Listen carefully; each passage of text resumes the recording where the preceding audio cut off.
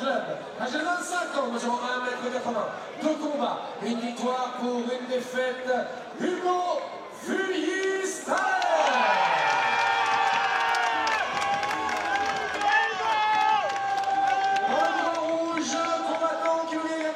De la team AFC, 27 ans, 1m90, 5 combats, 3 victoires pour 2 défaites, Sofiane Bergi.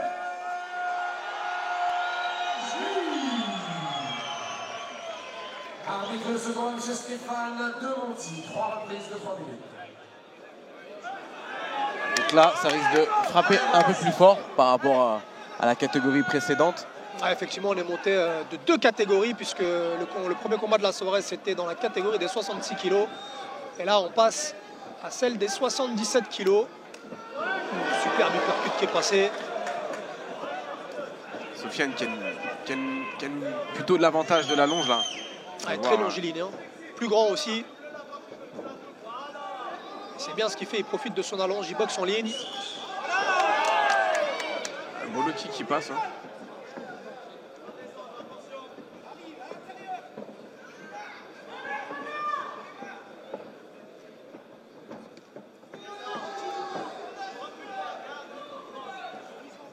Hugo qui n'a pas le choix en fait de rentrer face à un adversaire aussi grand. Ouais, c'est ça. Quelles sont en fait ses options pour combattre quelqu'un qui est beaucoup plus grand que lui? C'est de casser la distance, feinter, créer de l'incertitude et du coup éviter, se faire en sorte d'éviter les frappes. Parce que là on le voit, hein, Sofiane essaie de garder le centre de la cage et force Hugo à rentrer parce qu'il le sait. Il n'a pas le choix de... Il l'attend. Ouais, il l'attend. Il l'attend exactement pour procéder en contre, pourquoi pas. Et là, on voit Hugo qui hésite à casser la distance. Regardez comment il le tient à distance, Sofiane. Et quand il rentre, il rentre pour de vrai. Hein. C'est-à-dire les coups sont forts. Mais tout le poids du corps. C'est une distance de dirty boxing, donc ça veut dire que c'est pas une boxe propre à voir. Mais les coups sont puissants, sont courts. Ah, on le voit, il est vraiment en appui sur les pieds là. Et quand il frappe, c'est vraiment pour décrocher la tête de son adversaire, Hugo. Tandis que Sofiane, c'est plus de la précision, de la touche, de la distance, et à de contre, sur l'uppercut, du bras arrière. En tout cas, il reste dans son combat, il reste très concentré. Il refuse d'aller sur de la bagarre. Mais il gère. On voit qu'il y a une gestion quand même de la part de Sofiane. Il gère le combat. Il part pas à la bagarre. Tandis qu'Hugo, il est forcé de rentrer dans ces phases un peu énergivores, je trouve. Ouais, c'est vrai qu'on a l'impression qu'il met énormément de puissance sur toutes ses attaques. Ça dépense énormément d'énergie. Alors, faut pas l'oublier, il y a quand même 3 rounds de 3 minutes. Ce qui va avoir la condition pour tenir tous les rounds. C'est bien ce travail en ligne du côté de Sofiane, que ça soit en boxe avec les poings ou avec les jambes, c'est que de... Ouais. Qu'en ligne, et on le rappelle, hein. Genou, en amateur on n'a pas le droit, c'est interdit. C'est un réflexe, on va dire ça comme ça. Interdit au visage. Interdit au visage. Un réflexe aurait pu lui coûter un peu de pénalité peut-être. Ouais, voire plus. Ça dépend l'étendue des dégâts. Sur le genou, mais il était bien parti. Il a le réflexe. Ouais. Là, on peut voir aussi ce ralenti. Mais une chose qu'on peut souligner aussi, c'est que malgré le fait qu'il n'a pas le droit de porter des genoux au visage, il peut utiliser une feinte de genoux pour créer justement cette incertitude et on va dire feinter le coup. C'est-à-dire que c'est pas interdit de le porter. Enfin, c'est interdit de le porter, le coup de genou au visage, mais il n'est pas interdit de feinter ce genou au visage. Effectivement, hein, c'est bon à souligner. Et ça peut énormément perturber votre adversaire, justement, si vous amenez justement toutes ces feintes pendant le combat. Ça peut vous créer des opportunités, des trous que vous pourrez forcément exploiter. Voire dissuader des entrées dans les jambes ou autre. Hein, on dirait. C'est vrai. Son genou se lève vite, je vais peut-être pas rentrer à ce moment-là. Deuxième reprise. Allez, c'est parti pour la deuxième reprise. Et même travail du côté de Sofiane, boxe en ligne. Box pied pour en ligne. Il n'a pas vu de low kick depuis le début du combat. Il fait que boxe en ligne avec des coups de pied type push kick ou magueri. Là aussi au visage, ça a touché. Ça passe bien.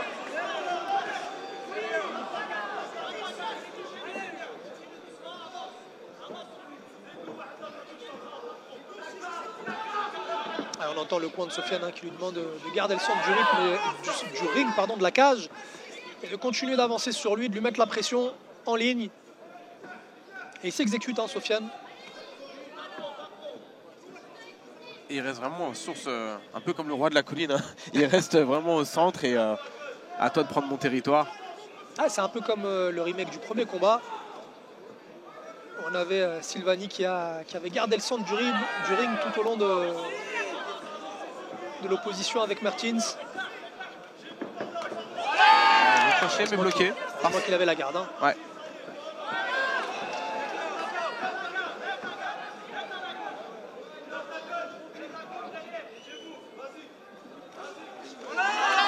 Qui travaille au corps, remonte au visage.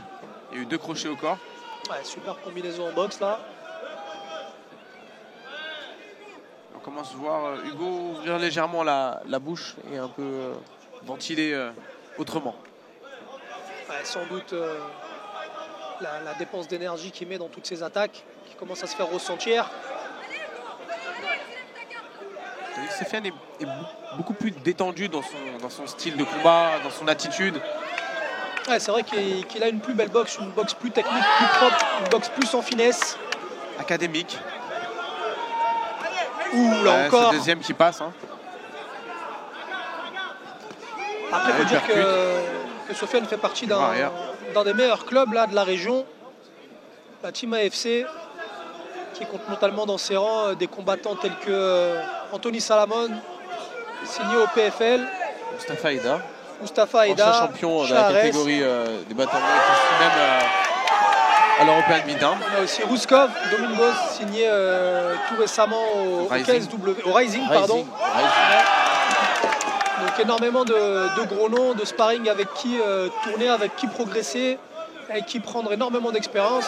Et aussi l'incontournable Soufiane Oudina. C'est ce que j'allais dire. Figure de la team. Je préférais te le laisser. Parce que je sais que vous avez un très bon lien. Ouais, c'est un très bon ami, Soufiane. Un mec en or. Oui, c'est aussi mon ami. qui devait combattre justement sur cette carte. Et j'espère pourra tout à l'heure prendre la parole. Où je vais laisser prendre la parole pour expliquer un peu ce qui lui est arrivé et pourquoi il n'a pas pu combattre ce soir sur cette carte. Écoutez, on peut déjà le dire et il nous expliquera plus en profondeur tout à l'heure. Il s'est juste blessé à l'œil, donc il a dû se faire opérer au niveau de l'œil droit. Un décollement de la rétine, décollement de la rétine. Je ne me trompe pas. Donc forcément, opération, arrêt de 6 mois minimum. Donc on comprend pourquoi il n'a pas pu prendre part à cette 9e édition de l'European Beatdown ce soir. On lui souhaite un prompt rétablissement et on espère le voir revenir en forme le plus rapidement possible. Alors là aussi, on se dirige tout droit vers une décision. On arrive au 3e round. Alors c'est à toi de te mouiller maintenant. Moi je vois Sofiane en avance sur les 2 premiers rounds parce que tout simplement il a été beaucoup plus précis sur ses attaques en striking. Il avait le centre du ring également. Et malgré tout, son adversaire du soir, donc Hugo, n'a pas eu énormément de frappes significatives, mis à part le low kick. On peut voir la jambe gauche de Sofiane bien rougie. Il est un petit peu enflé, j'ai l'impression aussi d'ailleurs. Attention, voilà, il a été touché à la jambe, c'est ce que je disais. Il a la jambe gauche un peu enflée. Regardez.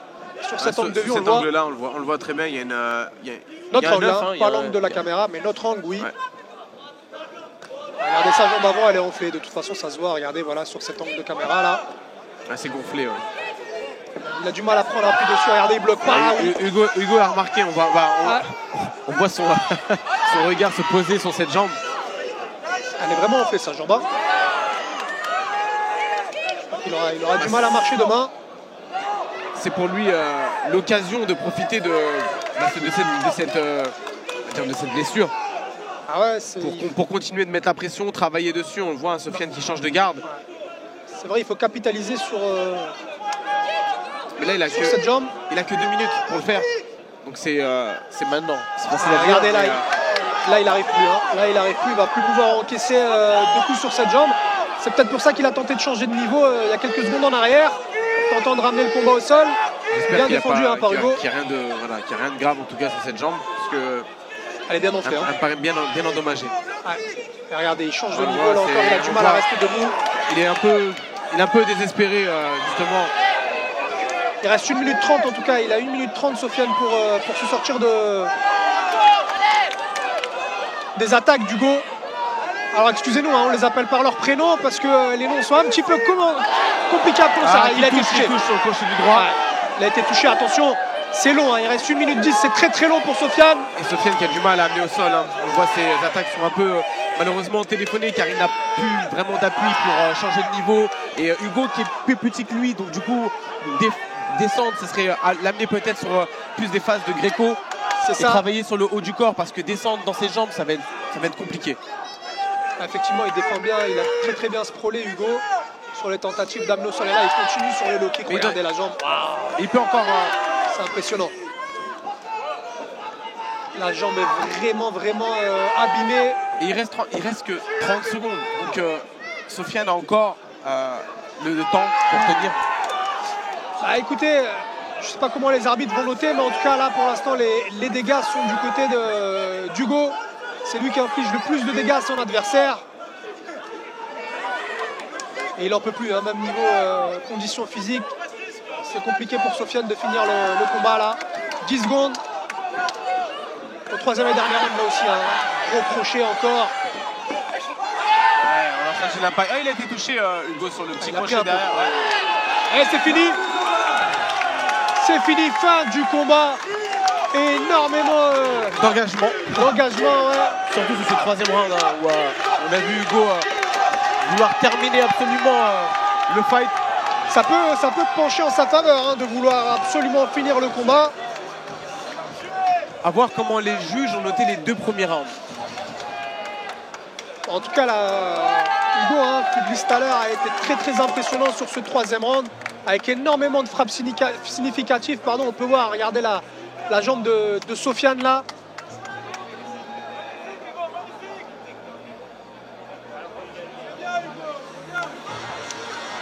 Ouais, la jambe de Sofiane Benjinin complètement abîmée, il n'arrive plus à prendre appui dessus. Regardez, c'est bien enflé. Déclaré vainqueur à l'unanimité. Hein? À l'unanimité, hein. Hugo Puglis-Thaler qui remporte ce combat à l'unanimité. Alors je suis pas juge. Hein. Alors je sais pas ce que vous en pensez, Peter. Je vais vous laisser me mouiller encore une fois. Voilà, je vais vous laisser vous mouiller, nous donner vos impressions sur le combat. Du coup, alors je dirais que le premier round a été serré. Le deuxième, je le donnais en avantage clair à Sofiane. Ouais. Et le 3e à Hugo. Donc pour vous, on serait plutôt parti sur une split décision. Vous auriez plus facilement compris une décision partagée. Sur une split que unanime. Ouais. Parce que Sofiane a vraiment maîtrisé les 2 premiers rounds. Avait une belle gestion de la distance, des frappes précises. Du côté d'Hugo, c'est plus du dirty boxing. Donc, du coup, il y avait des frappes, mais c'était que